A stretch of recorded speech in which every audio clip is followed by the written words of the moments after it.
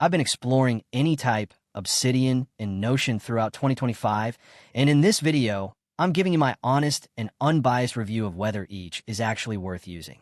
These three tools are among the most talked about in the productivity and note-taking space, but they cater to different needs and workflows. Anytype is a local-first, privacy-focused app that structures everything as objects, notes, tasks, images, and more. It's great for those who prioritize data ownership and offline access. The interface is visually appealing, and it offers shared workspaces for collaboration. However, it's still maturing, with a steeper learning curve and limited integrations. Obsidian is a powerful tool for personal knowledge management. It uses plain text markdown files stored locally, offering full control over your data. Its strengths lie in bidirectional linking, a graph view to visualize connections, and a vast plugin ecosystem for customization.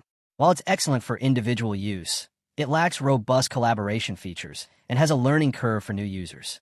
Notion is an all-in-one workspace that's cloud-based, making it ideal for team collaboration. It combines notes, databases, tasks, and calendars in a single platform. Notion's user-friendly interface and extensive integrations make it versatile for various workflows.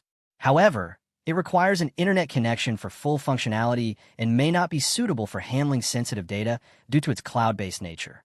So, here's the bottom line. If you value privacy and offline access, Anytype is a solid choice.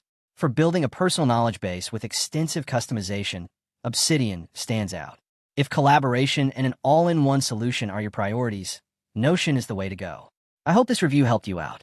If it did, support the channel with a super thanks, and don't forget to subscribe for more honest reviews. See you in the next one.